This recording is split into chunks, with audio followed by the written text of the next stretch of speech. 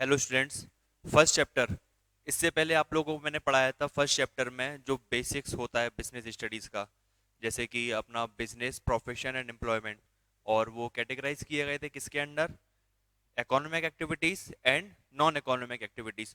Non economic activities में वो सारी एक्टिविटीज़ थी जो कि मनी से रिलेटेड नहीं थी, लेकिन हमको पढ़ना है वो सारी एक्टिविटीज़ जो कि मनी से रिलेटेड हैं, यानी कि इकोनॉमिक एक्टिविटीज़। तो इकोनॉमिक एक्टिविटीज़ में हमने पढ़ा था बिजनेस, प्रोफेशन एंड एम्प्लॉयमेंट। और उसके बाद मैंने बिजनेस के बारे में और आगे डिटेल में जाएंगे तो बिजनेस की ही अलग अलग ब्रांचेस निकलेंगी। कौन कौन सी? Industry and commerce. कॉमर्स में कौन सी ब्रांच रहेंगी? Trade plus auxiliaries to trade, जो कि पिछली वीडियो में आप पढ़ चुके हो। अगर आपने पिछली वीडियो नहीं देखी हो तो फटाफट से जाइए, इस वीडियो को पॉज करके पहले पिछली वीडियो देखिए, उसके बाद फिर आप ये वीडियो देखेंगे। तो आज हम पढ़ने वाले हैं इकोनॉमिक एक्टिविटीज की एक ब्रांच, बिजनेस को। अब बिजनेस क्या होता है मैंने आपको बताया था। इकोनॉमिक एक्टिविटीज की वो ब्रांच जो कि बिजी रहती है। एक्चुअल में क्या है, बिजनेस जो वर्ड बना है, मैं आपको बता दूं कि बिजनेस वर्ड बना है बिजी से। ये जो बिजी वर्ब है, बिजी से बिजनेस वर्ड बना है, और बिजी से ही बना है क्या? बिजीनेस। तो बिजनेस का मतलब होता है बच्चों state of being busy. Busy रहने की अवस्था को ही हम क्या बोलते हैं? बिजनेस। लेकिन अब कॉम्प्लिकेशन यहां से शुरू होता है कि सर ये कौन सी बिजनेस की डेफिनेशन लिख रखी है आपने कि all the activities included in production and sale of goods and services are classified at business. तो एक तरफ हम कहते हैं state of being busy is business, और एक तरफ हम ये वाली डेफिनेशन पढ़ रहे हैं। तो डिफरेंस यहां से आपको पॉइंट पकड़ने की होगी कि पिछली वीडियो अगर आपने नहीं देखी होगी तो आपको ये पॉइंट नहीं आना समझ में। तो इसलिए मैं फोर्स कर रहा हूं बार बार आप लोगों को कि आप पहले पिछली वीडियो देखिएगा। पिछली वीडियो अगर आप देखते हैं तो उसमें आप ये पाएंगे कि बिजनेस मैंने किस चीज का ब्रांच बताया था आपको। पिछली वीडियो में सुनेंगे कि business is the economic activity, और इकोनॉमिक एक्टिविटी की फर्स्ट कंडीशन क्या होती है कि it related with the money. वो पैसे से रिलेटेड होती है और लीगल होती है। तो अगर मैं आपसे बोलूं कि पर्सन कैन, अगर आप उस वाली डेफिनेशन को ले जाते हो कि state of being busy is called business, तो उस बेसिस पे मैं कह सकता हूं कि a person can be busy in anything like singing, dancing, eating, sleeping. वो बिजनेस नहीं होगा, क्योंकि ना तो स्लीपिंग ना तो ईटिंग, ऐसे कोई भी ऐसी एक्टिविटी नहीं है आप बिजी रहने वाली जिसमें आपको पैसा भी मिले और वो लीगल भी हो, क्योंकि इकोनॉमिक एक्टिविटी की मानी गई है हमने बिजनेस को। तो इकोनॉमिक सेंस में बिजनेस की लैंग्वेज क्या रहेगी? डेफिनेशन। इकोनॉमिक सेंस में बिजनेस की डेफिनेशन आपको यही स्टडी करनी पड़ेगी, वो डेफिनेशन जिसको कि लीगल हो और जिससे आपको प्रॉफिट मोटिव हो। ठीक है। तो बिजनेस में मैं आपको बताऊंगा वो बिजनेस की definition, all the activities included in production and sale of goods and services are classified as business. जो कि प्रोडक्शन यानी कि प्रोडक्ट को बनाने से लेकर सेल, उसके सेल तक, और sale of goods and services, मैं आपसे बात कर रहा हूं गुड्स की एंड सर्विसेज की। तो गुड्स एंड सर्विसेज में डिफरेंस करना आप सीखेंगे नहीं सीखे। गुड्स जो कि इंटेंजिबल नहीं हो, जो कि टेंजिबल हो, जिसे हम छू सकते हैं, एंड सर्विसेज जिसे हम यूज कर सकते हैं बट छू नहीं सकते। For example courier services, bus services, travelling, ये सारी आपकी सर्विसेज है जो कि बिजनेस में हेल्प करती हैं। ओके। अगर आपने पिछला वीडियो नहीं देखा है तो मैं अभी भी बोल रहा हूं कि आप पिछला वीडियो देखेंगे, उसके बाद ही आपको ये समझ में आएगा, क्योंकि प्रोडक्शन रिलेट कर जाता है इंडस्ट्री से, एंड गुड्स एंड सर्विसेज और सेल रिलेट कर जाती है आपकी ट्रेड से। ठीक है। तो बिजनेस का मतलब समझे, प्रोडक्ट के बनने से लेकर, अब मैं आपको सिंपल लैंग्वेज में बता रहा हूं, प्रोडक्ट के बनने से लेकर, जैसे मान के चलिए एक चौक है, इस चौक के प्रोडक्शन के लेकर जहां से क्रिएट हो रही है अल्टीमेटली कंज्यूमर तक यानी कि मुझ तक पहुंचने तक जितनी भी एक्टिविटीज होती हैं वो बिजनेस में आती हैं। फॉर एग्जाम्पल ये चौक बनाई गई इंडस्ट्री में यानी कि फैक्ट्री में, उसके बाद डिस्ट्रीब्यूट किए गए होलसेलर को, होलसेलर के पास गई रिटेलर के पास, रिटेलर के पास गई अल्टीमेटली कंज्यूमर के पास, और इसको इंडस्ट्री से लेके कस्टमर तक पहुंचाने में बहुत सी चीजों ने अपना योगदान दिया। फॉर एग्जाम्पल ट्रांसपोर्टेशन ने भी योगदान दिया, बैंक्स ने भी योगदान दिया, पेमेंट्स के लिए आपकी पार्टीज ने भी योगदान दिया। तो ये सारी एक्टिविटीज किस में आ जाती हैं? बिजनेस में। ठीक है। बनने से लेकर फेंकने तक की प्रोसेस क्या है? बिजनेस। तो अब बिजनेस समझे, अब हम बात करते हैं बिजनेस के ऑब्जेक्टिव्स की, कि बिजनेस के ऑब्जेक्टिव्स क्या होते हैं, बिजनेस क्या होता है एक्चुअल में। तो बिजनेस के ऑब्जेक्टिव्स को हमने क्लासिफाइड किया है दो टाइप्स में, एक इकोनॉमिक ऑब्जेक्टिव्स और एक सोशल ऑब्जेक्टिव्स। थोड़ा ऊपर होगा, आपको दिखाई नहीं दे रहा होगा, लेकिन आप देख सकते हैं कि सोशल ऑब्जेक्टिव्स में भी आपको आधा दिखे या नहीं भी दिखे, तो मैं आपको बोल के बता दे रहा हूं, यहां से जो है आपके सोशल ऑब्जेक्टिव्स हैं। ठीक है, तो पहले हम पढ़ते हैं अपने इकोनॉमिक ऑब्जेक्टिव्स। तो मैंने आपको बच्चों एक बात पहले भी बताई थी कि इकोनॉमिक का मतलब क्या होता है। जहां पर इकोनॉमिक वर्ड आ जाए ना, तो समझ लेना पैसे से या फिर किसी भी चीज की इकोनॉमी से रिलेटेड बात हो रही है, इनर स्ट्रेंथ से। तो अब बात करते हैं इकोनॉमिक ऑब्जेक्टिव्स क्या रहते हैं। सबसे पहले तो आप ऑब्जेक्टिव्स का मतलब समझे कि नहीं समझे। ऑब्जेक्टिव्स क्या होते हैं? ऑब्जेक्टिव मीन्स बिजनेस करने का आपका मोटिव, आपका क्या मोटिव है, ऐसी कौन सी चीज है जो आपको मोटिवेट करती है बिजनेस करने के लिए, आपके उद्देश्य क्या है बिजनेस करने के। तो उन उद्देश्य को हमने दो टाइप से क्लासिफाइड किया है, एक economic objectives and social objectives. तो इकोनॉमिक ऑब्जेक्टिव्स यानी कि जो कि ऑब्जेक्टिव्स आपके पैसे से या फिर आपके बिजनेस की इकोनॉमी से रिलेट कर रहे हों, वो इकोनॉमिक ऑब्जेक्टिव्स आपके होंगे। अब इकोनॉमिक ऑब्जेक्टिव्स में कौन कौन से रहेंगे वो हम देखते हैं। सबसे पहला तो बिजनेस का कर्तव्य यही रहता है, पहला ऑब्जेक्टिव यही रहता है कि प्रॉफिट मोटिव, कि अगर आप बिजनेस कर रहे हैं तो आपकी ये रिस्पॉन्सिबिलिटी है, आपका सबसे मेन ऑब्जेक्टिव यही है कि आपको एजुकेट प्रॉफिट अर्न करना है, प्रॉफिट लेके चलना है। क्योंकि अगर आप प्रॉफिट नहीं कमाते हो तो वो नुकसान है आपके बिजनेस के लिए, क्योंकि आपका बिजनेस आज नहीं तो कल लॉस में चला जाएगा। और लॉस में जाएगा तो आपने जो रिसोर्सेस देश के इस्तेमाल किए हुए हैं, अपनी कंट्री के रिसोर्सेज अपने बिजनेस में इस्तेमाल किए हैं, उनका कोई आउटपुट निकल के नहीं आएगा। और आपको मालूम है रिसोर्सेज की कीमत क्या होती है, उनका आउटपुट निकल कर आना चाहिए। देश के संसाधन हम ऐसे खराब नहीं कर सकते। ठीक है, तो सबसे पहला मोटिव आपका क्या है कि आपको प्रॉफिट कमाना है। सेकंड क्या है? Creation of customer and market, आपको अपने कस्टमर एंड मार्केट को क्रिएट करना है। फॉर एग्जांपल अगर आप किसी जगह बिजनेस चला रहे हो तो आपका ऑब्जेक्टिव मेन यही होना चाहिए कि आप उस एरिया के कस्टमर अपने क्रिएट करो, उस एरिया में अपना मार्केट बनाओ, उस एरिया में अपने नए नए मार्केट अलग अलग जगह पर बनाते रहो। ठीक है, ये आपका creation of customer and market.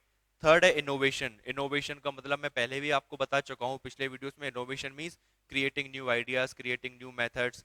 तो मतलब कुछ ना कुछ नया करते रहेंगे आप अपने बिजनेस में, तो इनोवेशन भी आपके बिजनेस की इकोनॉमिक ऑब्जेक्टिव में आता है। क्योंकि अगर आप कुछ नया करेंगे तभी आपका बिजनेस ग्रोथ पकड़ेगा, और ग्रोथ पकड़ेगा तो तभी आपके बिजनेस की इकोनॉमी स्ट्रांग होगी। फोर्थ पॉइंट क्या बोलता है? Optimum utilisation of resources. वही रिसोर्सेज जिनकी अभी हम बात कर रहे थे, तो आपको अपने रिसोर्सेज का ऑप्टिमम यूटिलाइजेशन करना है। ऑप्टिमम यूटिलाइजेशन मतलब कि ऐसा आपको यूटिलाइज करना है कि उससे ज्यादा लोगों को फायदा हो सके। फॉर एग्जाम्पल अगर आपने मार्केट से पैसा उठाया बैंक से, तो पैसे भी आपके रिसोर्सेज में आ गए। आपके रिसोर्सेज तो पता है ना कौन कौन से होते हैं? आपके रिसोर्सेज होते हैं 5M। 5M मतलब man, material, machinery, money and method. ये सारे रिसोर्सेज को आपका ऑप्टिमम यूज करना है, इस तरीके से यूज करना है कि ज्यादा से ज्यादा फायदा हो सके। फॉर एग्जाम्पल जैसे कि इन सबको अवार्ड मिल सके। देखिए बिजनेस सेंस में अगर आप बिजनेस पढ़ रहे हो तो मैं आपको अभी थोड़ा डिटेल में बता रहा हूँ। जैसे कि ये मनी है, और मटेरियल है, और क्या रिसोर्सेज थे? मैन, मटेरियल, मेथड, और क्या था? Man, material, method, machinery. 5M थे ना, 4M हो गए, और सबसे मैन होता है, मैन ही मैन है। ठीक है, और ये आपके 5 रिसोर्सेस रहे। ये सबसे ज्यादा इंपॉर्टेंट रिसोर्स है आपका मैन, क्योंकि प्रोडक्शन का सिर्फ यही रिसोर्स ऐसा है जो कि एक्टिव है, और यही एक्टिव होके इन सारे रिसोर्सेज को एक्टिव कराता है। तो इसलिए रिस्पॉन्सिबिलिटी आपके लिए ज्यादा बन जाती है मैन के लिए। तो आपका मैं बता रहा था कि ऑप्टिमम यूटिलाइजेशन इसलिए होता है, ऑप्टिमम यूटिलाइजेशन इसलिए करना चाहिए क्योंकि इन सबको अवार्ड की जरूरत होती है। अगर आप अपने बिजनेस में इन सारे रिसोर्सेज को इस्तेमाल कर रहे हो तो आपको रिवॉर्ड भी लगेगा। Reward for example, reward for what? इसको मेंटेनेंस लगेगा, अगर आप इसको प्रॉपर मेंटेन नहीं करोगे तो आपको प्रॉब्लम हो जाएगी। मैन है, इसको प्रॉफिट लगेगा या फिर सैलरी लगेगी, कुछ भी लग सकता है, मतलब ये भी फ्री फंड में काम नहीं करेगा। मनी है, इसको इंटरेस्ट देना पड़ेगा आपको। अगर आप अपने लैंड लगा रखी है, कोई बिल्डिंग बना रखी है, तो उसका भी आपको इंटरेस्ट निकालना पड़ेगा आपको, उसको भी आपको लगान देना पड़ेगा, उसको भी रेंट देना पड़ेगा। बिजनेस के सारे रिसोर्सेज को आपको क्या देना है? रिवॉर्ड देना है। इसलिए आपको बिजनेस को इकोनॉमिकली स्ट्रांग बनाना है, प्रॉफिट अर्न करना है, नए मार्केट क्रिएट करना है और रिसोर्सेज का ऑप्टिमम यूटिलाइजेशन करना है, जिससे कि इन सारे रिसोर्सेज का मिसयूज ना हो, खराब ना हो। ये थे आपके इकोनॉमिकल ऑब्जेक्टिव्स बिजनेस के। तो अब हम बात करते हैं बिजनेस के कौन से ऑब्जेक्टिव्स के बारे में, सोशल ऑब्जेक्टिव्स के बारे में। जैसे कि आपको पता है, अगर आप बिजनेस कर रहे हैं तो आप एक सोसाइटी में बिजनेस कर रहे हो, है ना। आप अपनी एक सोसाइटी में ही बिजनेस करोगे तो, और सोसाइटी के लिए भी आपके कुछ ऑब्जेक्टिव्स रहेंगे कि उस सोसाइटी में अगर आप बिजनेस कर रहे हो तो आपके क्या ऑब्जेक्टिव्स रहेंगे। तो देखते हैं, कुछ समाज सेवा वाले ऑब्जेक्टिव्स भी आपके रहेंगे। सबसे पहला क्या, ऑप्टिमम क्वालिटी ऑफ गुड्स। आपको ऐसे प्रोडक्ट इस्तेमाल करना है जो कि ऑप्टिमम क्वालिटी के, यानी कि बेस्ट क्वालिटी के हों। आपको लोकल क्वालिटी के गुड्स प्रोड्यूस नहीं करना है जिससे कि सोसाइटी का पैसा वेस्ट जाए, और घटिया क्वालिटी की वस्तुएं, घटिया किस्म के सामान आपको कुल मिला के नहीं बेचना है और ना ही प्रोड्यूस करना है। तो पहला ये सोसाइटी के लिए आपका मेन ऑब्जेक्टिव रहा। सेकंड क्या है, आपको फेयर ट्रेड प्रैक्टिसेस करनी है, जो कि उचित व्यापार नीति होती है, उसको फॉलो करना है। ऐसा नहीं कि आप कालाबाजारी कर रहे हो किसी प्रोडक्ट की और होर्डिंग कर रहे हो, ब्लैक मार्केटिंग, ये सब आपको नहीं करना चाहिए। ना ही आपको मोनोपोली फॉर्म करनी चाहिए। मोनोपोली क्या होता है वो आप पिछले वीडियो देख सकते हैं इकोनॉमिक्स के। तो वो सारे फेयर ट्रेड प्रैक्टिसेस आपको करनी है। जो बुरे काम होते हैं, काला बाजारी, जमाखोरी, घूसखोरी, ये आपको नहीं करना है, ठीक है। और एक और इसमें पॉइंट है कि आप बीइंग अ बिजनेसमैन, आपको किसी भी पॉलिटिकल पार्टी का सपोर्ट नहीं करना चाहिए, आपको लोकल, ठीक है ना। आपको सिर्फ और सिर्फ अपने बिजनेस से ध्यान करना चाहिए। And third, employment generation. अगर आप सोसाइटी में उस बिजनेस कर रहे हो तो उस सोसाइटी के लिए आपका मेन ऑब्जेक्टिव होना चाहिए कि उस सोसाइटी के लोगों को आप रोजगार दे सको, उनको एम्प्लॉयमेंट दे सको। तो बिजनेस का एक सोशल ऑब्जेक्टिव क्या रहता है कि एम्प्लॉयमेंट जनरेट करना एंड प्रोटेक्शन ऑफ एनवायरनमेंट। आपको अपना प्रोडक्शन करना है, बिजनेस संभालना है, लेकिन पर्यावरण का, एनवायरनमेंट का ध्यान रखते हुए। ऐसा नहीं कि जाके फैक्ट्री से लगातार धुआं निकल रहा है, आपके यहाँ जो वेस्ट मैनेजमेंट है वो प्रॉपर नहीं है, आप वेस्ट को यहाँ वहाँ फेंक देते हो। जैसे कि एक डंप यार्ड बनाते हो ना आप अपने बिजनेस में, वो बनाना चाहिए जिससे कि आपको वेस्ट को अच्छे से मेंटेन हो सके। तो वेस्ट मैनेजमेंट अच्छा करना है, एनवायरनमेंट का प्रोटेक्शन करना है, ये सब है आपके क्या, सोशल ऑब्जेक्टिव्स। अब बिजनेस के भी कुछ क्लासिफाइड रहते हैं, जो कि छोटा सा पार्ट है, अभी आप देख लीजिए। हालांकि इंपॉर्टेंट नहीं है लेकिन फिर भी आप लोगों को समझ में आना चाहिए। Classification of business industries. Business का क्लासिफिकेशन किस टाइप से कर सकते हैं हम, दो टाइप से, एक स्मॉल स्केल बिजनेस होता है और एक लार्ज स्केल बिजनेस होता है। तो हालांकि बड़े बड़े सिंपल सा टॉपिक है। ऐसा बिजनेस जिसका इन्वेस्टमेंट 1 करोड़ से कम हो, less than 1 crore, it's called small scale. And ऐसा बिजनेस जिसकी मोर देन 1 करोड़ हो, तो that is large scale business. Okay, इतना क्लियर हुआ पॉइंट। एंड उसके बाद हम बात करते हैं अगला पॉइंट, कौन कौन से, जैसे कि एग्जाम्पल दिए जाए अगर आपको, तो कौन कौन से स्मॉल स्केल में आएंगे एंड कौन कौन से बिजनेस लार्ज स्केल में आएंगे। तो स्मॉल स्केल में आएंगे आपके मिल्क, राइस एंड टेक्सटाइल, जो कि लेस देन 1 करोड़ के इन्वेस्टमेंट में आपका बिजनेस हो जाएगा। लेकिन अगर बात की जाए आपसे लार्ज स्केल की, जिसमें 1 करोड़ से ज्यादा लग सकता है, तो वो कौन कौन से होंगे, आप खुद दिमाग लगा सकते हो।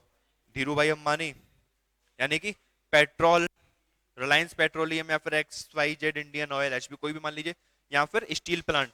तो ये प्लांट ऐसे हैं जैसे कि हैवी प्लांट जो होते हैं, स्टील प्लांट वगैरह, Bhilai steel and Bokaro steel, Tata iron and steel.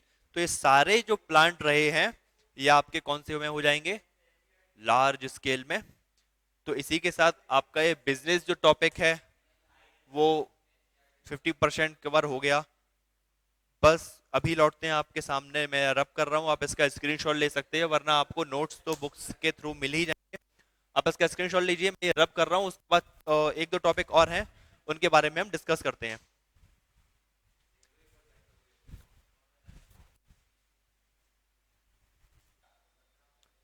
Okay students, अभी आपने पढ़ चुके हो आप इसके बारे में, बिजनेस के बारे में। अब हम बात करते हैं बिजनेस के एक और next level, role of profit in business, जो कि इंपॉर्टेंट क्वेश्चन बनता है आपके फर्स्ट चैप्टर से, रोल ऑफ प्रॉफिट, और हर बार ये क्वेश्चन पूछा जाता है।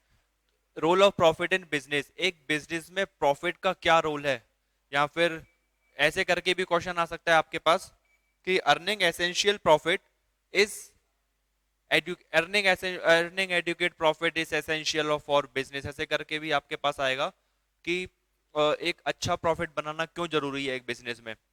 तो हम बात करेंगे कि सबसे पहले प्रॉफिट क्या होता है। Profit means profit is that amount of money और that remuneration which a businessman gets. जो एक बिजनेसमैन को मिलता है वो क्या होता है, प्रॉफिट। अब बात करते हैं कि प्रॉफिट की इंपॉर्टेंस क्या है आपके बिजनेस में, what is the role of profit in business. तो अब हम बात करेंगे उसके बारे में। भैया ये रोल है, सबसे first point, acts as motivator. आपका जो प्रॉफिट है वो किस तरह से एक्ट करता है, मोटिवेटर की तरह। मींस अगर आप कोई काम कर रहे हो, गौर दीजिएगा, अगर आप, शायरी नहीं सुना रहा हूं, अगर आप कोई काम कर रहे हो तो फिर उस काम को करने में आपको अगर कुछ ना कुछ मिले ना हो, कुछ आपको फायदा ना हो, तो आप धीरे धीरे उस काम के करने में लो होते चले जाओगे। फॉर एग्जाम्पल, अगर मैं ही ये वीडियो बना रहा हूं, अगर आप उस वीडियो को सपोर्ट नहीं कर रहे हो, उस वीडियो को देख कर नहीं पढ़ रहे हो, तो मैं मोटिवेट नहीं रह पाऊंगा। क्योंकि हम लोगों का मोटिवेशन कैसे मिलता है, हम लोगों को मोटिवेट मिलता है आपसे।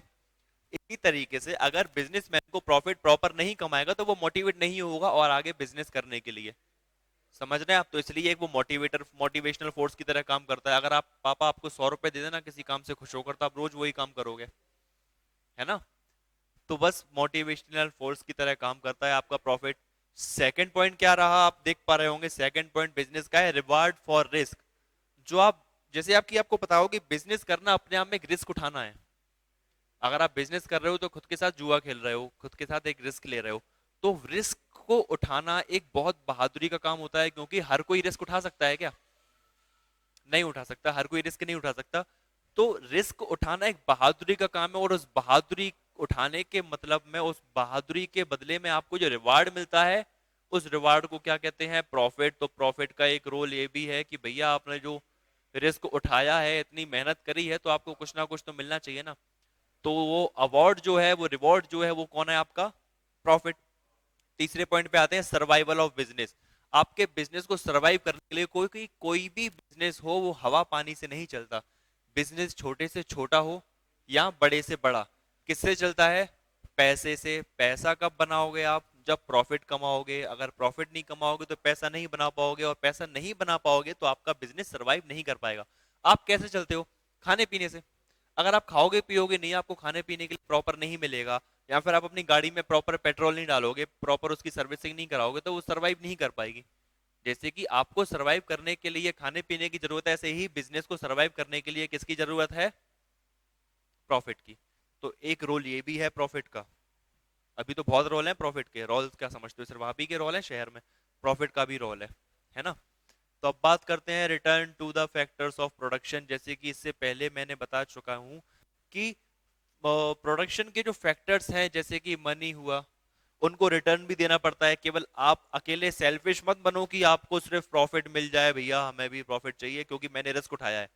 रिस्क उठाने के साथ कुछ फैक्टर्स ऐसे हैं जिन्होंने खुद को बिजनेस में झोंका है, पिसे हैं जो बिजनेस में, आपने पीस रखा है जिनको, तो उनको भी रिटर्न मिलना चाहिए। फॉर एग्जाम्पल, आपने जमीन इस्तेमाल कर रखी है अपने बिजनेस में, तो उस जमीन को लगान मिलना चाहिए, रेंट मिलना चाहिए। आपकी बिल्डिंग जो है, उस बिल्डिंग का मेंटेनेंस, नहीं तो रेंट, है ना।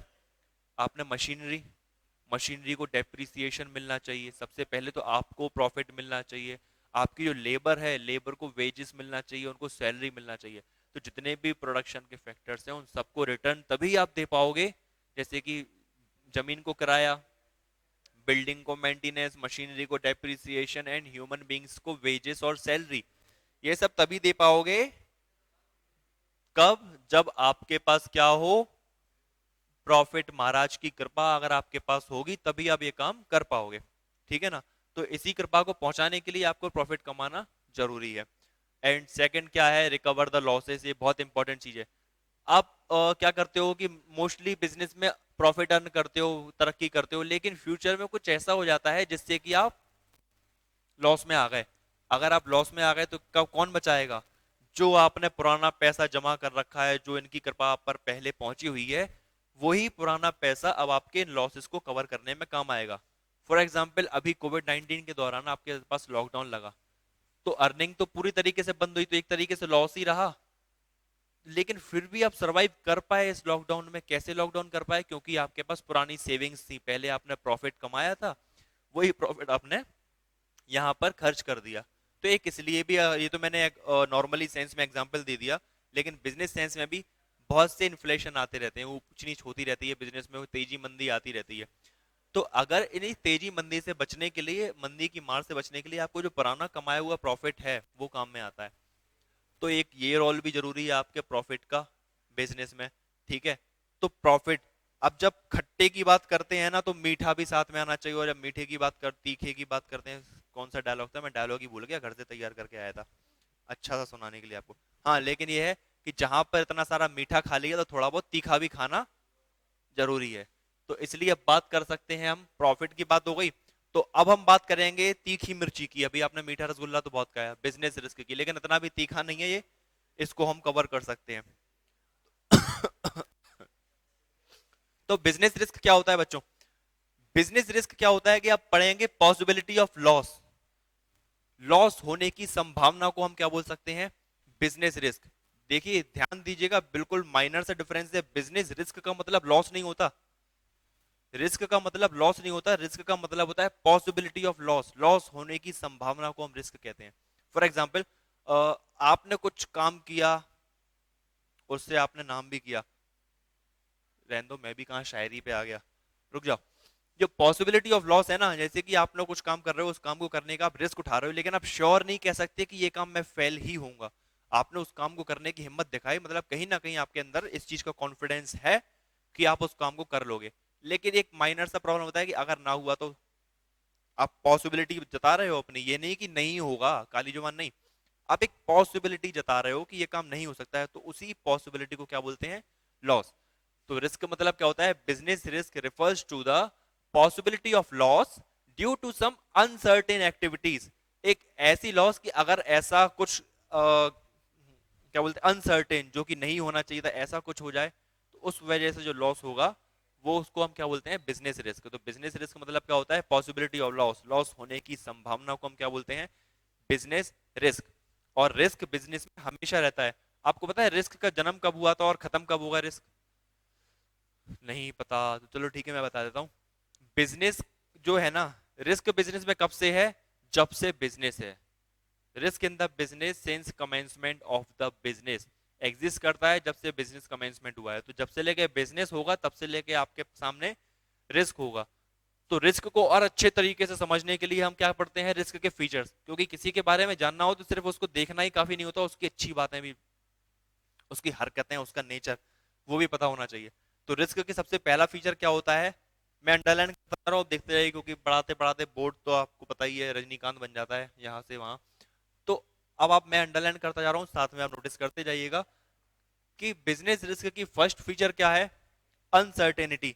बिजनेस रिस्क का फर्स्ट फीचर है अनसर्टेनिटी। अनसर्टेनिटी इसका मतलब होता है अनिश्चितता, कि जो कि कुछ भी निश्चित नहीं है कि फ्यूचर में क्या होने वाला है ना? फ्यूचर में क्या होने वाला है ऐसा कुछ निश्चित नहीं है। तो अनिश्चितता रिस्क का फर्स्ट फीचर है, कि बिजनेस रिस्क में अनसर्टेनिटी रहती है। सेकंड क्या है? Profit is reward for business risk. जो प्रॉफिट है, जो मैंने की बताया था, देखो यही वाला पॉइंट यहां पर मैं कनेक्ट कर रहा हूं, कि जो प्रॉफिट है वो बिजनेस रिस्क के बदले में ही जो आपको रिवार्ड मिल रहा है ना, रिवार्ड फॉर बिजनेस रिस्क, जो प्रॉफिट है वो बिजनेस का ही रिवॉर्ड है। तो एक ये भी फीचर हुआ बिजनेस रिस्क का, समझ रहे हैं? तो एक कांट बी एलिमिनेटेड, ये और important, risk in the business can not be eliminated. Business में से रिस्क को आप एलिमिनेट कर ही नहीं सकते, हाँ, लेकिन मिनिमाइज कर सकते हो। आप सोचो कि बिजनेस में से रिस्क खत्म हो जाए, रिस्क नहीं रहेगा आपको, जब तक बिजनेस है तब तक रिस्क भी रहेगा। आप उसको एलिमिनेट नहीं कर सकते, हाँ, लेकिन मिनिमाइज कर सकते हो। मिनिमाइज कैसे कर सकते हो? मिनिमाइज आप कर सकते हो इंश्योरेंस के थ्रू, आप सावधानी रख सकते हो आप अपनी।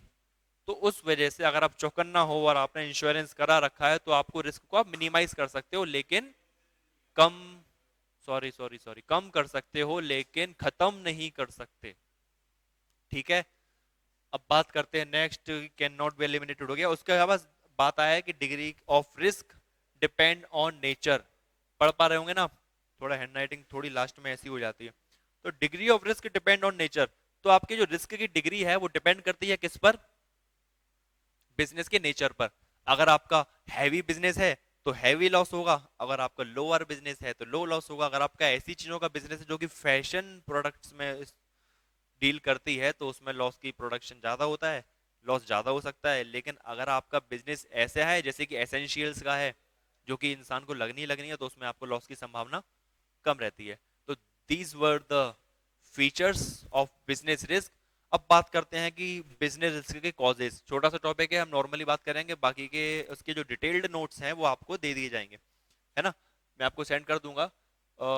तो अभी बात करते हैं कि कॉजेस ऑफ बिजनेस रिस्क में बात करते हैं कि कौन कौन से कॉजेस होंगे जिनसे बिजनेस रिस्क हो सकता है। कॉजेस तो बहुत सारे होते हैं, लेकिन इनको कैटेगराइज करना सीखना चाहिए हमको कि कैटेगराइज कर कैसे कर सकते हैं। तो देखिए, नेचुरल कॉजेस, तो ऐसे कॉजेस जो कि नेचुरल होते हैं, नेचुरल कैलेमिटीज की वजह से जो आपको लॉसेस होता है वो कौन सा होता है, नेचुरल कॉजेस। जैसे कि अर्थक्वेक आ जाना, फ्लड आ जाना, जो कि एक्ट ऑफ गॉड होते हैं। कांजी भाई वाले, कांजी भाई की दुकान गिरी थी ना, ओ माई गॉड आपने देखी होगी, जो कि नेचुरल अर्थक्वेक, फ्लड, इन सब के थ्रू आपका जो लॉस हो वो कौन सा होता है, नेचुरल कॉजेस। ठीक है, नेचुरल कॉजेस खत्म हुआ, अब आप बात करते हैं ह्यूमन कॉजेस। जो इंसानों की लापरवाही से जो लॉस होते हैं वो ह्यूमन कॉजेस में आते हैं। जैसे कि डिसऑनेस्टी, कोई ने आपके साथ किसी एम्प्लॉय ने बेईमानी कर दी, चोरी कर दी, मजदूर हड़ताल पर चले गए, तालाबंदी हो गई, स्ट्राइक हो गई, तो ये सारे किस में आएंगे, ह्यूमन कॉजेज में, जो कि इंसानों के द्वारा रिस्क हुआ। अब बात करते हैं इकोनॉमिक कॉजेज की। इकोनॉमिक कॉजेज ऐसा जो कि इकोनॉमी में सडन चेंज के अकॉर्डिंग, इकोनॉमी में बहुत से चेंज होते हैं, जैसे कि चेंज इन फैशन, फैशन में चेंज हो गया, चेंज इन डिमांड, डिमांड में चेंज हो गया, चेंज इन इकोनॉमी, इकोनॉमी में इन्फ्लेशन और डिक्लेशन आ गया। तो इस वजह से जो लॉसेस होते हैं वो कौन से लॉसेस रहेंगे, इकोनॉमिक लॉसेस।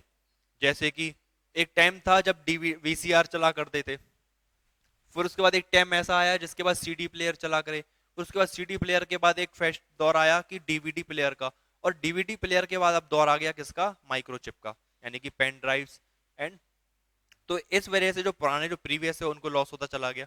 तो इसलिए इन वजह से जो लॉस होते हैं वो किसको, कौन से लॉस होते हैं, इकोनॉमिक लॉसेस। ठीक है ना। और एक होता है पॉलिटिकल लॉसेस, जो पॉलिटिकल पार्टीज के कुछ डिसीजन के वजह से जो लॉस होते हैं वो कौन से रहेंगे, आपके पॉलिटिकल कॉजेस। ठीक है। तो ये आपका बिजनेस रिस्क कंप्लीट हुआ। बिजनेस रिस्क क्या, मैं लिटरली बोल पाऊंगा आपसे कि जो आपका बिजनेस टॉपिक है फर्स्ट चैप्टर में, आपके एक्चुअल में क्या है, 3 टॉपिक हैं। जैसे कि फर्स्ट टॉपिक में आपने पढ़ा फर्स्ट वीडियो के पार्ट में कि आपने बिजनेस का बेसिक्स, सेकंड वीडियो में बिजनेस के बारे में पढ़ा। तो बिजनेस टॉपिक जो है आपका फर्स्ट चैप्टर का, वो यहाँ पर फिनिश होता है। अब आगे की वीडियोस में हम पढ़ेंगे इंडस्ट्रीज एंड कॉमर्स, जिसमें trade and auxiliaries to trade दोनों आ जाएगा। तो नेक्स्ट वीडियो हम पूरा कवर करके चलेंगे इंडस्ट्री के लिए, कि इंडस्ट्री को पूरा हम कवर करेंगे एक ही टॉपिक में। कोशिश करेंगे कि एक ही पार्ट में इंडस्ट्री हो जाए, उसके बाद नेक्स्ट पार्ट में हम ट्रेड को समझा के चैप्टर का दी एंड कर देंगे और बढ़ेंगे सीधे नेक्स्ट टॉपिक की तरफ। तब तक के लिए आप लोग पढ़ते रहिए। अगर आपको कोई डाउट होता है तो आप कमेंट सेक्शन में अपना डाउट्स पूछ सकते हैं, पर्सनली मुझे मैसेज कर सकते हैं। बस पढ़ते रहिए। Thank you so much. जय हिंद, वंदे मातरम।